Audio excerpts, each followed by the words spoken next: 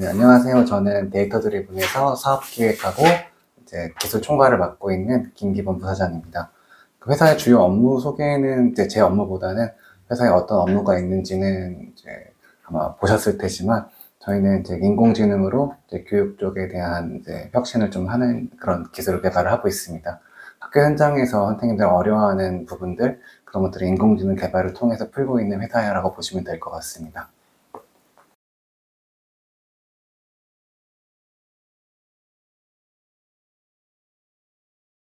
회사 업무는 아무래도 인공지능 회사다 보니까 제일 먼저 인공지능 개발자가 있고 이제 그걸 백업하는 데이터 분석가, 백엔드 개발자, 프론트엔드 개발, 그다음에 사업 기획, 서비스 기획, 행정 지원 이렇게 있습니다.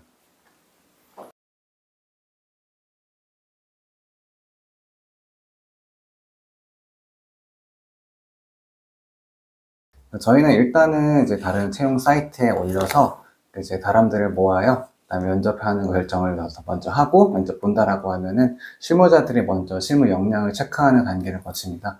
그 다음에 임원 면접을 통해서 그 못 봤던 부분들이나 인적성 부분들을 확인하고 이제 수습 기간을 3개월 거친 다음에 이제 뭐 지원자도 회사도 서로 핏을 맞춰봐야 되기 때문에 그 핏을 맞춘 다음에 정식 채용을 하고 있습니다.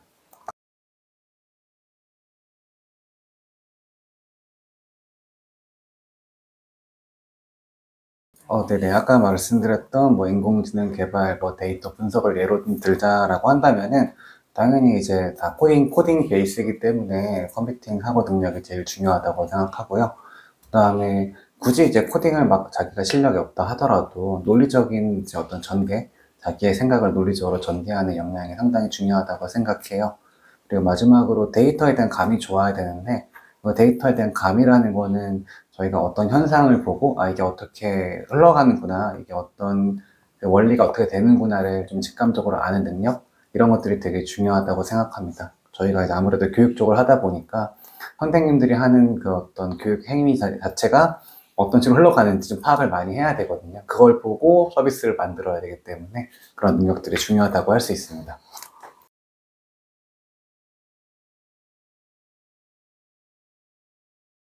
이건 두 가지가 있는데, 첫 번째는 이제 저희 대표님이 처음에 이제 자기가 이제 서울대학교에서 그 이제 무크, 예전에 했던 무크 시스템이라고 하는데 그걸 개발하면서 교육 쪽에 좀 뜻을 가졌던 것도 있고, 저는 이제 사실 이제 중간에 개발 이제 컴퓨터를 전공했던 입장으로서 전혀 뜻이 없었지만 하다 보니까 알겠어요. 이게 교육 쪽이라는 게 가장 인간적인데, 컴퓨터는 0과 1로 구분하는 반면 사람은 그 사이에 무수히 많은 것들이 있잖아요. 이제 그런 거다 보니까 딱 떨어지지 않아요. 예를 들면은 이 학생에 대해서 평가를 하는데 이 학생은 뭐 예를 들면 뭐 수학 능력을 할게요. 수학 능력이 0이다, 1이다 이렇게 평가하진 않잖아요. 문제 해결 역량이 0이다, 1이다 이렇게 평가하진 않다 보니까 그런 것들을 이제 사람들이 모두 다 들어가서 계속 관찰하고 정의를 해줘야 되는데 너무나 많은 시간과 노력이 들어가는 거예요. 근데 이런 부분들을 인공지능이 해결할 수 있다면은 의사들이 훨씬 더 많은 교육을 할 수 있겠구나, 이제 이렇게 싶어서 이제 요즘에는 이제 그런 틀 가지고 AI 개발 쪽을 교육에 적용시키고 있습니다.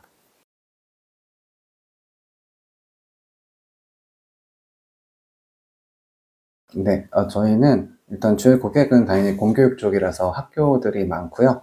이제 주요 성과라고 한다면은 저희는 지금 현재 연구개발 단계라고 좀 보면 될 것 같아요. 작년에 이제 경기도에 소재한 중학교 한 곳과 이제 그린 스마트 미래학교라는 이제 교육부에서 주최한 이제 그런 이제 뭐라고 하지?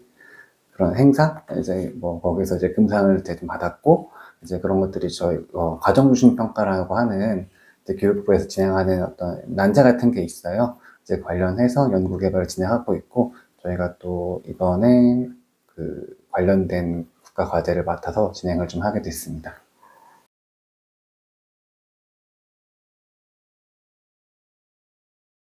저는 점점 늘어날 거라고 생각해요. 이제 아무래도 데이터 기반의 의사결정 이런 것들이 점점 늘어나는 추세고, 그리고 저희가 IT기를 많이 쓰잖아요. 그 뭐 인스타그램, 페이스북 쓰는 것들 모두 다가 데이터가 되기 때문에 이런 데이터를 분석해서 뭐 소비자의 뭐 동향이라든가 어떤 걸 원한다든가 이런 것들을 판단하기 위한 니즈는 점점 커질 거라서 이 분석 니즈는 점점 커질 거라고 생각하고 있습니다.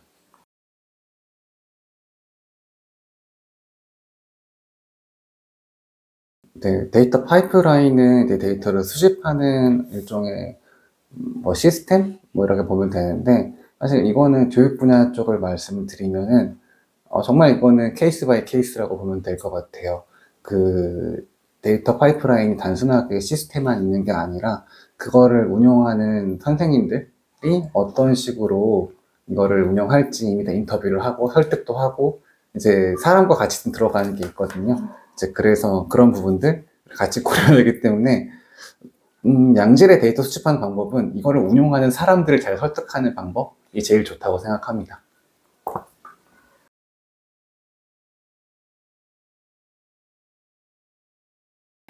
네. 재작년에 처음으로 이제 국가에서 진행했던 인공지능 학습용 데이터 구축 사업이라는 게 있었어요. 이제 그래서 최초로 이제 학생에 대한 역량을 저희가 모아보겠다라고 해서 이제 성남시와 함께 같이 진행을 했었는데, 너무 어려웠어요. 왜냐면 다들 처음에는 할 수 있지 뭐 이렇게 했는데, 어, 생각대로 안 되더라고요. 코로나도 있고, 그다음 학교 현장에 가서 저희가 직접 아이들을 기록하고, 애가 어떤 형태, 뭐 어떤 지금 교육 형태를 보이는지 모두 체크를 했는데, 처음에 저희가 한 5만 건 정도 모으려고 했었는데, 이제 국가에서는 12만 건을 모으라고 하는 거예요. 근데 코로나 터지고 뭐 하고 해서 선생님들 가서 막 제발, 제발 해주십시오. 이렇게 이제 했던 피땀 눈물이 흘렸던 프로젝트가 좀 기억에 남습니다. 근데 가장 많이 성장도 했어요, 그만큼.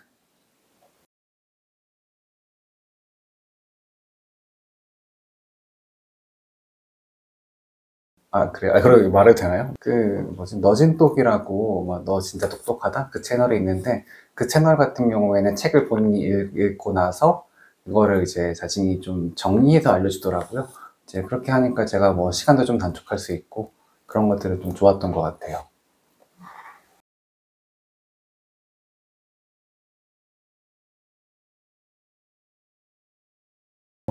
지금 제 업무를 말씀을 드리면은, 저는 이제 평가 발표했던 경험이 되게 많이 성장을 했던 것 같아요.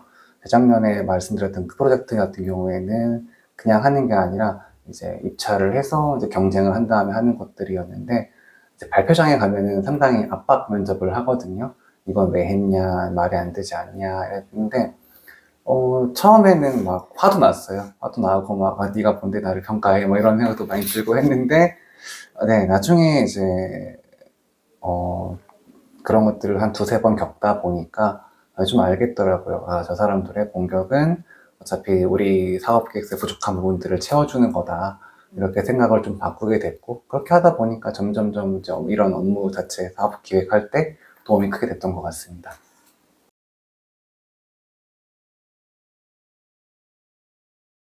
이거는 저희 대표님하고 많이 상의하는 부분 중에 하나예요. 저는 이제 자발성을 가장 높게 보고 있고, 대표님은 이제 팀으로서 일하는 것들을 가장 높게 보고 있어요. 그리고 중간에 이제 합의성을 이룬 거는 무엇보다 이제 회복 탄력성이 좋아야 된다. 이제 스타트업에 일하다 보면은 좌절할 때가 되게 많거든요. 이제 본인이 일하다가 이제 뭐 엄청나게 밀었던 제품이 있는데 갑자기 그게 없어졌어. 안 된대. 이렇게 할 수도 있거든요. 시장 조사해보니까 안 되는 거래. 난 될 것 같아 라고 했는데 이제 좌절할 경우 이런 경우에 털고 일어날 수 있는 그런 회복 탄력성은 되게 필수적으로 필요한 것 같습니다.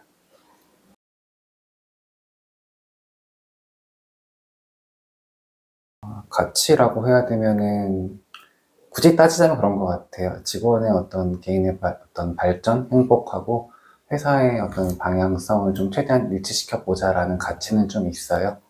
그리고 이제 그 이유가 생겼던 이유는 저는 이 회사 운영을 하면서 지인들을 상당히 많이 데려왔었거든요. 처음에는 엄청나게 힘들었어요. 왜냐면 자기 인맥을 써서 어떻게 보면 나중에 어떻게 될지도 모르는데 데려왔던 거잖아요. 실제로 데려왔던 사람 중에 저를 욕하면서 나갔던 사람도 있었어요. 이제 그런 사람들의 이제 나중에 이야기를 들어보니 너무 회사의 방향성만 강요했다. 이제 왜 개인의 의견 듣지 않느냐. 이제 그게 저한테 좀 많이 충격이었거든요. 회사에서는 회사 일을 하는 게 당연하지 않나라고 했는데 그 당연한 게 저한테만 당연한 거였고 사람들한테는 그렇지 않더라. 이제 그렇기 때문에 대표님하고 많이 얘기를 해가지고 좀 그런 가치가 생겼던 것 같습니다.